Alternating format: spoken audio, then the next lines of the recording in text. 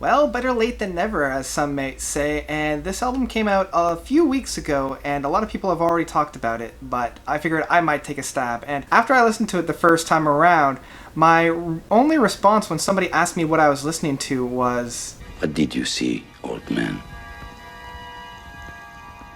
Gojira. Gojira. But then I kind of came to my senses. When they asked more of what album I was listening to, I was able to respond with liquid hot magma. Okay, so I've had my fun. Let's dive into the review.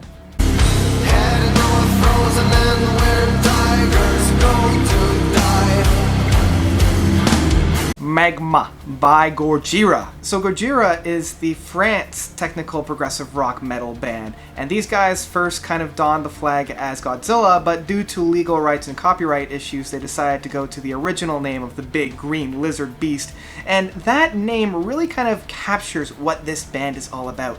They're really big, they're really menacing. They were one of the first to really try that gent style of music, starting off in the early 2000s.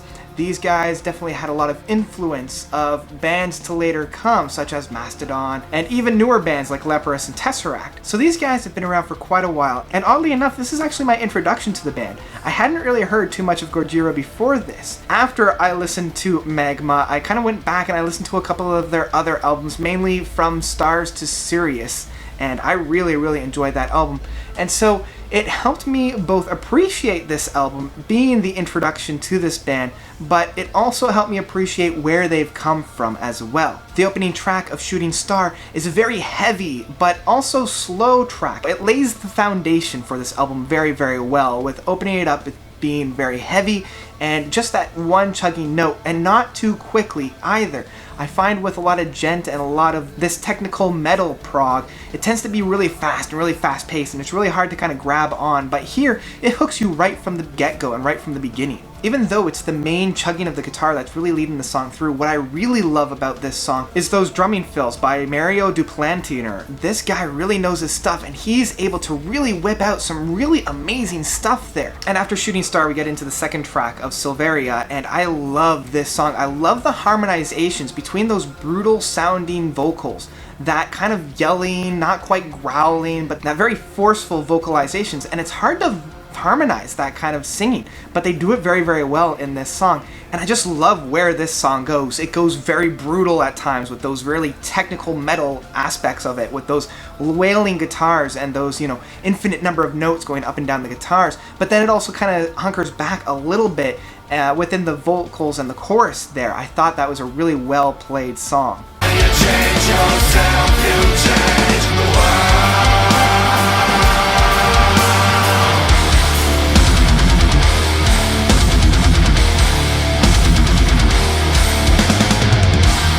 And what I really like about this band, or at least with this album itself, is how the band is able to make those notes stick. I find with a lot of that technical, progressive metal, or those gent style of music, a lot of the times the bands are just throwing things at the wall and seeing what sticks, but with this, there's not so many notes, but what they do throw really do stick. And I love some of the sounds that those guitars are making, especially on the title track of Magma, where it's like almost, I don't know how they're able to make those sounds on the guitars. I guess it's through like different distortions and different boxes, but instead of being like distorted almost, I don't know, it's like really high pitch at times. And this is actually seen in a couple of the other songs, so being able to do that was a really interesting take on the music.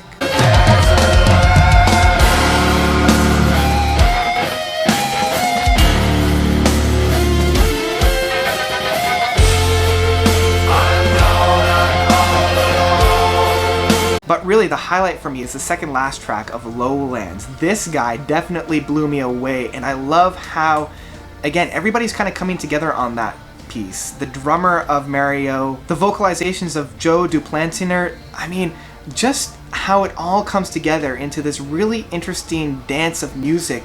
And it's not like brutality in your face, but it is definitely heavy, and it is definitely got a lot of weight to it as well.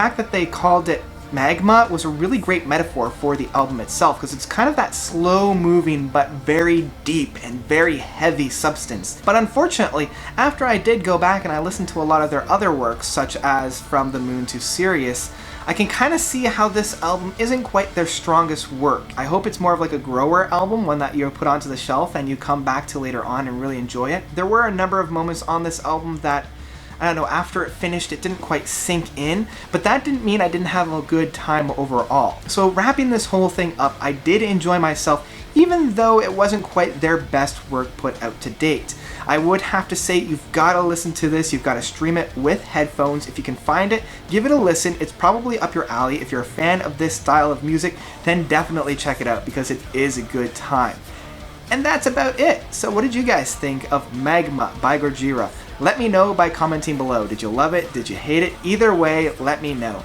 Thank you guys so much for watching. I had a blast diving into this music and also discovering a lot of other music by Gojira. It was the one that got me introduced to this band, so I gotta give it a thumbs up for that. So thank you guys so much for watching. You guys are definitely the best. And until next time, notes out. Find the power